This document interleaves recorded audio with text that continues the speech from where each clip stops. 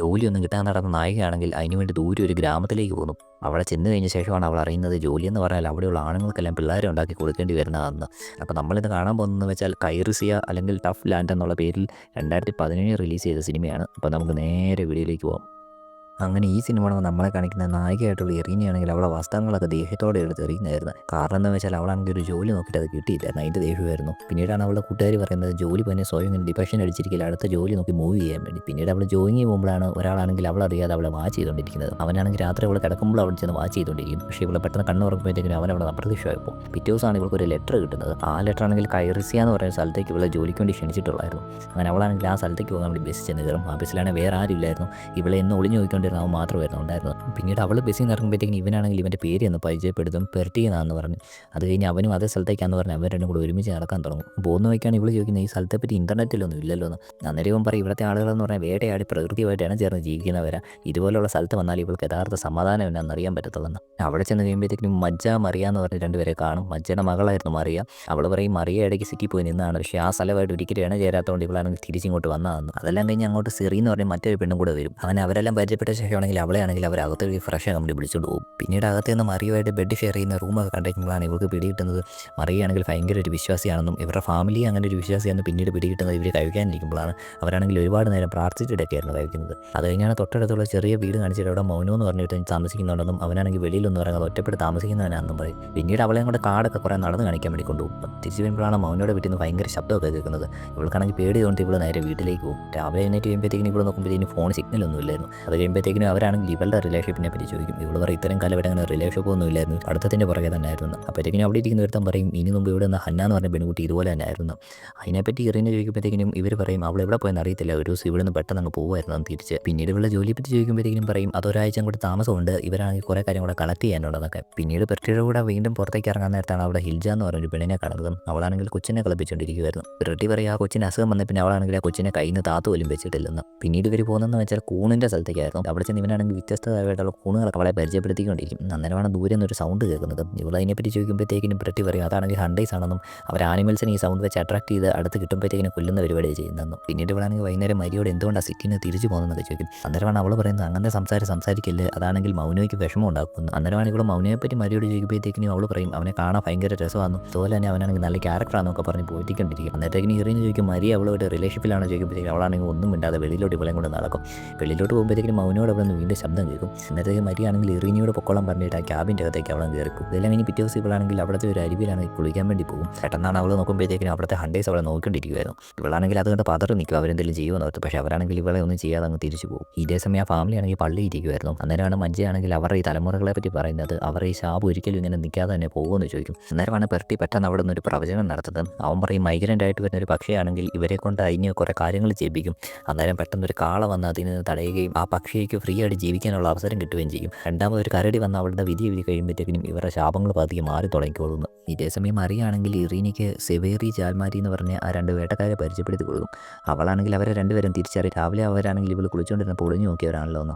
അങ്ങനെ പതിയെ സിവേറി ആണെങ്കിൽ വന്ന് ഇറീനയോട് പറയും ഇപ്പോഴത്തെ പെണ്ണുങ്ങളാരും അവരവരുടെ ജോലി ചെയ്യുന്നില്ല, അവൾ തൽക്കാലം ഇൻവിറ്റേഷൻ ചൂസ് ചെയ്ത് സന്തോഷമുണ്ടെന്ന് പറയും. അപ്പോഴത്തേക്കും ഇവൾ ചോദിക്കും അതൊന്നും ഈ പെണ്ണുങ്ങൾക്ക് മാത്രമായിട്ടുള്ള പ്രത്യേക ജോലിയും ചോദിക്കുമ്പോഴാണ് ജാൽമാരി പെട്ടെന്ന് പറയുന്നത് പിള്ളേരെ ഉണ്ടാക്കി കൊടുക്കുന്ന പരിപാടിയാണ്. ഉടനെ സിവേറി ആണെങ്കിൽ ആദ്യം അവനെ തട്ടിയെങ്കിലും പിന്നീട് അവനും ഇതേ പോയിന്റ് തന്നെ പറഞ്ഞ് തറങ്ങി. അന്നേരമാണ് പെർട്ടി ആണെങ്കിൽ ഇടയ്ക്ക് കയറിയിട്ട് അവരെ വൈകി വിട്ടേക്കാൻ പറഞ്ഞ ആ ഹണ്ടേഴ്സുമായിട്ട് അവനാണെങ്കിൽ അവിടെ നിന്ന് പോകും. അന്ന് രാത്രി ഇറീനെ കാണാൻ സ്വപ്നത്തിലാണെങ്കിൽ പകുതി മുഖമുള്ള കണ്ണില്ലാത്ത ഒരു സ്ത്രീയെ കാണും. ഇവള് പതി എന്നോട് സംസാരിക്കുമ്പോഴത്തേക്കും അവളാണെങ്കിൽ കേർട്ടൂൺ അമ്പയർ എന്ന് പറഞ്ഞ് പരിചയപ്പെടുത്തും. എന്നിട്ട് അവൾ അങ്ങോട്ടൊരു വീട് ചൂണ്ടിക്കാണിച്ചിട്ട് പറയും അവിടെയാണ് അവളുടെ അമ്മയുള്ളത്, അവളുടെ അമ്മയെ കാണാൻ വേണ്ടി ഇവളോട് സഹായിക്കാൻ വേണ്ടി പറയും. അത് കഴിഞ്ഞ് ഉടനെ തന്നെ ഇറിനയുടെ കഴുത്തി പിടിച്ചിട്ട് പറയും അവളുടെ അമ്മയെ കാണാൻ സഹായിച്ചില്ലെങ്കിൽ അവളുടെ അമ്മ അവളെ കൊന്ന പോലെ തന്നെ ഇവളെയും കൊല്ലുമെന്ന്. പിറ്റേ ദിവസം ഇറീനെ നോക്കുമ്പോഴത്തേക്കിനും ആ ഹണ്ടേഴ്സ് ആണെങ്കിൽ തലേദിവസം സ്വപ്നത്തിൽ വന്ന പെൺകുട്ടി ചൂണ്ടിക്കാണിച്ച് വീട്ടിലേക്ക് കയറുന്ന കാണും. ഇവളാണെങ്കിൽ പതിയെ വീടിൻ്റെ അകത്തേക്ക് കയറി ചെല്ലും. അവിടെ ചെന്നിട്ട് അവളാണെങ്കിൽ സിവേറിയോട് ചോദിക്കും കേർട്ടുവിൻ്റെ അമ്മ എവിടെയാണ്. അന്നേരം അവർ രണ്ടുപേരെ ചിരിച്ചുകൊണ്ട് പറയും കേർട്ടു ആണെങ്കിൽ മരിച്ചിട്ട് വർഷങ്ങളായി, പക്ഷേ അവളുടെ ആത്മാവ് ഇവിടെയൊക്കെ തന്നെയുണ്ട്. അതിന് കാരണം എന്ന് വെച്ചാൽ അവളുടെ സെൻറ്റും സഹിക്കാൻ പറ്റാതെയാണ് അവളുടെ അമ്മ അവളെ കൊന്നതെന്നും പക്ഷേ അവളാണെങ്കിൽ അവളുടെ അമ്മയോട് പകരം വീട്ടാൻ വേണ്ടി നടക്കുവാന്നു. അന്നേരം ഇറിന് വീണ്ടും ചോദിക്കും അപ്പോൾ അവളുടെ അമ്മ ഇവിടെയാണ്. പക്ഷേ സെവേറി ആണെങ്കിൽ അതിൻ്റെ ഉത്തരം പറയാതെ അവളുടെ അടുത്തോട്ട് വരുമ്പോഴാണ് പെട്ടെന്ന് സീറി അങ്ങോട്ട് വന്നിട്ട് അവളുടെ ജോലി റെഡിയായി വാ ജോലി ചെയ്യാന്ന് പറയും. അവിടെ ചെല്ലുമ്പോഴത്തേനും അവർ കാണുന്നത് വെച്ചാൽ അവരെല്ലാം കൂടെ നൂല് ചുറ്റി പൂക്കൾ പോലെ ഉണ്ടാക്കിക്കൊണ്ടിരിക്കുന്ന ജോലി ചെയ്യുന്നതായിരുന്നു. ഇത് കാണുമ്പോൾ അവൾ ചോദിക്കും ഇതുകൊണ്ട് ഇവർക്ക് തന്നെ കാര്യം, ഇതാകെ ചെയ്യുന്നതെന്ന് വെച്ചാൽ ഒന്നെങ്കിൽ ഗാർഡനിൽ വർക്ക് ചെയ്യുന്നവരും അല്ലെങ്കിൽ മെൻ്റൽ പേഷ്യൻസ് ആയിട്ടുള്ളവരും അല്ലേ എന്ന് ചോദിക്കും. അന്നേരമാണ് അവർ പറയുന്നത് അവർക്ക് അവരുടെ ജോലി പ്രഷ്യസ് ആണെന്ന് പറയും. ഇവർക്കാണെങ്കിൽ ദേഷ്യം വന്നിട്ട് അവിടെ ഇറങ്ങി പോകും. എന്നിട്ട് പറയും ഇവിടെ സമ്മറിൻ്റെ ആണെങ്കിൽ ഇതുപോലെ ഒരു ജോലി ചെയ്യാൻ വേണ്ടി ഒന്നും അല്ല വന്നെന്ന് പറയും. പെട്ടെന്നാണ് മൗനോടെ വീടിൻ്റെ അകത്തുനിന്ന് ഒരു അലർച്ച കേൾക്കുന്നത്. ഇവിടെ നോക്കുമ്പോഴേക്കും അതിൻ്റെ അകത്തുനിന്ന് ഒരു ആശ്വാസം പോലെ ഒരുത്തന്നെ ഇറങ്ങി വരും. അന്നേരമാണ് ഇവൾ മരിയ പറഞ്ഞ മൗനോനെ കാണുന്നത്. ശരിക്കും പേടിച്ച് പോകുന്ന രൂപമായിരുന്നു അവൻ്റെ. അവൻ നേരെ വന്ന് ഇവളെ കയറി പിടിക്കാൻ വേണ്ടി നോക്കും. ഇത് കണ്ട സിവറിയൊക്കെ ഓടി വന്ന് അവനെ തടുത്ത് നിർത്താൻ വേണ്ടിയൊക്കെ നോക്കും. പക്ഷേ അവനാണെങ്കിൽ അവരെല്ലാം തട്ടിയിട്ട് ഇവളെ ഡ്രസ്സെല്ലാം കീറാൻ വേണ്ടി നോക്കുമ്പോഴത്തേക്കുമാണ് മരിയ ഓടി വന്ന് അവളുടെ ഡ്രസ്സെല്ലാം അഴിച്ചിട്ട് അവൻ്റെ കോൺസെൻട്രേഷൻ ആണെങ്കിൽ അവളുടെ നേരെ വിളിച്ച് അവനുമായിട്ട് ക്യാബിൻ്റെ അകത്തേക്ക് പോകുന്നത്. പേടിച്ചു പോയി അവളാണെങ്കിൽ കരഞ്ഞുകൊണ്ടിരിക്കുമ്പോഴത്തേക്കിനും അവർ വന്നിട്ട് പറയും മൗനം അങ്ങനെ ഒന്നും ചെയ്യത്തില്ല പാവമാണെന്നും. ഇവളാണെങ്കിൽ ഇത് കേട്ടിട്ട് ദേഷ്യപ്പെടും, ഇവരെല്ലാം വട്ടന്മാരാണോ എന്നൊക്കെ ചോദിക്കും. അത് കഴിഞ്ഞ് അവൾ പറയും അവൾ ഇന്ന് തന്നെ പോകാമെന്ന് പറയുമ്പോഴത്തേക്കിനും പൃഥ്വി പറയും ഇനി ബസ് ഉടനെയൊന്നും ഇല്ല, 2 ദിവസം കഴിഞ്ഞേ ഉള്ളെന്ന്. അങ്ങനെ അവൾക്കാണെങ്കിൽ വേറെ വഴിയില്ലായിരുന്നു വെയിറ്റ് ചെയ്യുക എന്നല്ലാതെ. പിന്നീട് ഇറിനാണെങ്കിൽ ഒറ്റയ്ക്ക് പോയിരിക്കുമ്പോഴത്തേക്കാണ് മറിയ അവൾക്ക് ചായയും കൊണ്ട് വരുന്നത്. വീട് തിരിച്ചു വരുന്ന വഴിക്കാണ് അവിടെ രണ്ടുപേരും കുസ്തി പിടിക്കുന്നത് കാണുന്നത്. അത് കണ്ടോണ്ട് നിൽക്കുന്നതിൻ്റെ ഇടയിൽ പെട്ടെന്ന് ഇവൾക്ക് തല ഇറങ്ങുന്ന പോലെ തോന്നും. അതാണ് ഇവൾക്ക് പിടി കിട്ടുന്നത്. അവളാണെങ്കിൽ ചായയിൽ എന്തോ കലക്കിയിട്ടുണ്ടാക്കുന്നത്. അപ്പോൾ തന്നെ ഇവിടെ തല ഇറങ്ങി വീഴും. പിന്നീട് കണ്ണ് തുറക്കുമ്പോഴത്തേക്കും അവളാണെങ്കിൽ മണവാട്ടിയുടെ ഡ്രസ്സൊക്കെ ഇടിപ്പിച്ച് സെവേറിയുടെ കല്യാണം കഴിപ്പിക്കാൻ വേണ്ടി തുടങ്ങുമായിരുന്നു. അവർ പറയും സെവേറി ഇവൾക്കൊരു കുഞ്ഞിനെ കൊടുത്തു കഴിയുമ്പോൾ ഇവരുടെ ശാപമെല്ലാം പൊക്കോളുന്നു. അണെങ്കിൽ കിടന്ന് കരഞ്ഞുകൊണ്ടിരിക്കും. അവൻ ഇതൊന്നും കേൾക്കാതെ വീണ്ടും തൊടാൻ വരുമ്പോഴേക്കും സിറി എന്നിട്ട് അവൻ്റെ തലക്കിട്ടിരിക്കുന്നത്. കഴിയുമ്പോഴത്തേക്കും സിറി പറയും പ്രതി പണ്ട് പ്രവചിച്ച കാളയുടെ കാര്യം ഓർക്കുന്നില്ലേ, ഇപ്പോൾ ആ കാളയ്ക്ക് പകരം സിറിയാണ് ഇവിടെ ചൂസ് ചെയ്യുന്നതെന്നും അവളെ ഫ്രീ ആയിട്ട് വിട്ടോളാൻ പറയും. അങ്ങനെ അവരാണെങ്കിൽ ഇറീനയുടെ അവളുടെ ഇഷ്ടത്തിന് ജീവിക്കാൻ വേണ്ടി വെളിയിലോട്ട് അങ്ങ് പറഞ്ഞു വിടും. പോകുന്ന വഴിക്കാണ് ഇവിടെ നോക്കുമ്പോഴത്തേക്കും ഹിൽജയുടെ കയ്യിലിരിക്കുന്ന ആ കൊച്ചാണെങ്കിൽ ശരിക്കും ബൊമ്മയായിരുന്നു കാണുന്നത്. വെളിയിൽ ചെന്ന് നോക്കുമ്പോഴത്തേക്കും മരിയാണെങ്കിൽ മൗനവുമായിട്ട് ബന്ധപ്പെട്ട ശേഷം രക്തത്തിൽ കുളിച്ചിരിക്കുമായിരുന്നു. പക്ഷേ അവൾക്കതൊന്നും ഫീൽ ചെയ്യാതെ തുടച്ചുകൊണ്ടിരിക്കുന്ന കാണുമ്പോഴത്തേക്കും ഇവളാണെങ്കിൽ പേടിച്ച് കാട്ടിലേക്ക് ഓടും. അങ്ങനെ അവളാണെങ്കിൽ ഓടി ദൂരെ ചെന്ന് കാട്ടിൽ ചെല്ലുമ്പോഴത്തേക്കും പതിയെ ആരെങ്കിലും ഹെൽപ്പിന് വിളിക്കാൻ വേണ്ടിയൊക്കെ നോക്കും. പക്ഷേ അന്നേരത്തേക്കും അങ്ങോട്ട് സിവേറിയും കായും കൂടെ പിന്നെ ശബ്ദം കേട്ടിട്ട് അവൾ വീണ്ടും ഓടാൻ തുടങ്ങും. അങ്ങനെ അന്തവും മുന്തമില്ലാതെ നിൽക്കുമ്പോഴാണ് പെട്ടെന്ന് ആരോ വന്ന് അവളെ തലക്കടിച്ച് വീഴ്ത്തുന്നത്. അത് കഴിഞ്ഞ് ഇവിടെ ഞെട്ടി കഴിഞ്ഞപ്പോഴത്തേക്കും തൊട്ടടുത്ത് ഒരു സ്ത്രീ ഇരിപ്പുണ്ടായിരുന്നു.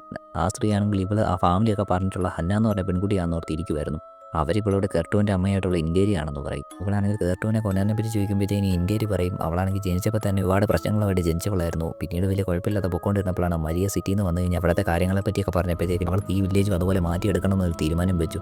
അത് ശരിയാത്തതുകൊണ്ടാണ് അവളെ കൊല്ലേണ്ടി വന്നതെന്ന്. അങ്ങനെ ഒരു കാര്യം ചെയ്തുകൊണ്ടാണ് ആ വില്ലേജിലുള്ളവരെല്ലാവരും കൂടി ഇവളെ പുറത്താക്കിയെന്നും കൂടെ പറയും. അന്നേരമാണ് അവിടെ സിവേരിയും കഴിയുമ്പോൾ ഒച്ച കേട്ടിട്ട് ഇവളാണെങ്കിൽ ഹന്നയാണെന്നുള്ള രീതിയിൽ ഇൻഗേരിയോട് സംസാരിച്ചുകൊണ്ടിരിക്കും. ഇവളെ പറയും ഇവളാണെങ്കിൽ സിവേരി കെട്ടാൻ പോകുന്ന പെണ്ണിനെ അവിടെ നിന്ന് രക്ഷിക്കാൻ വേണ്ടി സഹായിച്ചു, അതുകൊണ്ട് അവർ കൊല്ലാൻ വരും, എങ്ങനെയും വിളിക്കാൻ സഹായം തട്ടണമെന്ന് പറയും. അതുപോലെ തന്നെ അവളെ ഇപ്പോൾ വിളിക്കാൻ സഹായിക്കുവാണെങ്കിൽ ഇവളെ പുറത്താക്കി വില്ലേജിലേക്ക് തിരിച്ച് കയറ്റാനും ഇവളെ സഹായിക്കാമെന്ന് പറയും. ഇനി ഇൻഗേരി ആണെങ്കിൽ അവൾ കുളിക്കാൻ വേണ്ടി ഒരു സ്ഥലം കൊടുക്കും. പിന്നീട് സെവേരിയും കായും കൂടെ വന്നിട്ട് ഇൻഗേരിയോട് ചോദിക്കും ഇറീന എന്ന് പറഞ്ഞൊരു പെണ്ണ് ഇതുവഴി അങ്ങ് പോയോ. നേരെ അവൾ പറയും അങ്ങനെ ഒരാളെയൊന്നും കണ്ടിട്ടില്ല.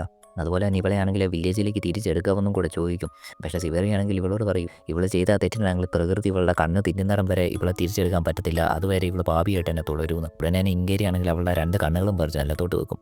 പക്ഷേ സിവേറിയൊക്കെ പറയും അതിപ്പോഴും പ്രകൃതി തിന്നിട്ടില്ലല്ലോ എന്ന് പറഞ്ഞ് അവരാണെങ്കിൽ തിരിച്ചു പോകാൻ വേണ്ടി തുടങ്ങും. അന്നേരമാണ് ഒളിച്ചിരിക്കുന്ന ഇറിനയുടെ കൈ കൂടെ എലി പോയിട്ട് അവൾ പെട്ടെന്ന് അതിനെ തട്ടിക്കളയുന്നത്. ആ ശബ്ദം കേട്ട് സിവേറിയൊക്കെ തിരിച്ചു വരുമ്പോഴത്തേക്കിനും ഇൻഗേരിയാണെങ്കിൽ അവളുടെ 2 കണ്ണുകളും എടുത്ത് തിന്നിട്ട് അവരോട് പറയും ഇപ്പോൾ ഏതെങ്കിലും പ്രകൃതി അവളോട് ഹെമിച്ചിട്ടില്ലേ, ആ 2 കണ്ണ് തിന്നല്ലോ എന്ന്. അന്നേരം ഇത് കണ്ട് അറച്ച അവരാണെങ്കിൽ തിരിച്ചു പോകും. പോകുന്നതിന് തൊട്ട് മുമ്പായിട്ട് വരും ഇവൾക്കാണെങ്കിൽ ഇനി പതിയെ വില്ലേജിലേക്ക് വരാമെന്ന് പറയും. പിന്നീട് ഇറീന ഇറങ്ങി വന്നിട്ട് ഇവളോട് ചോദിക്കും സിവേറിക്ക് ഒരു കുട്ടിയെ കൊടുത്തു കഴിഞ്ഞാൽ പിന്നെ കല്യാണത്തിന് തന്നെ അവരെന്ത് ചെയ്യുമായിരുന്നു. അന്നേരം ഇൻഗേറി പറയും അവളുടെ നാക്കെല്ലാവരും കൂടെ അറുത്ത് കളയും, ഇല്ലെങ്കിൽ അവൾ എന്നാലും ഇവിടെ നിന്ന് രക്ഷപ്പെട്ട് കഴിഞ്ഞ് പോലീസുകാരോട് പോയി നടന്ന കാര്യങ്ങളെല്ലാം പറയുന്നു. അങ്ങനെ ഇവിടെ എന്നാ പ്രശ്നമെന്ന് കണ്ട് ഇറീനയാണെങ്കിൽ ഇൻഗേറിയോട് പറയും ആ കല്യാണ പെണ്ണാണെങ്കിൽ റോഡിലോട്ട് ഓടുന്ന കണ്ടായിരുന്നെന്ന്. ഉടനെ ഇൻഗേറി പറയും അങ്ങനെയാണെങ്കിൽ നമുക്ക് റോഡിലേക്ക് പോകാമെന്ന്. പെട്ടെന്നാണ് ഇറീനയുടെ ഫോണിലേക്ക് അവളൊരു കൂട്ടുകാരി വിളിക്കുന്നത്. അവളാണെങ്കിൽ ഹന്നയാണെന്നുള്ള രീതിയിലൊക്കെ സംസാരിച്ചുകൊണ്ടിരിക്കും. പക്ഷേ ഇതൊക്കെ കൊണ്ട് ഇൻഗേരിനെ പറ്റിക്കാൻ പറ്റത്തില്ലായിരുന്നു. ഇവളുടെ സംസാരത്തിൽ തന്നെ ഇൻഗേരിക്ക് പിടി കിട്ടും ഇവൾ ഹന്നയല്ലെന്നുള്ള കാര്യം. പെട്ടെന്നാണ് ഇൻഗേറി ആണെങ്കിൽ ഇറീനയുടെ നാക്ക് പിടിച്ചങ്ങ് മുറിച്ച് വിടുന്നത്. അതോടുകൂടി ഈ സിനിമ അവിടെ അവസാനിക്കും.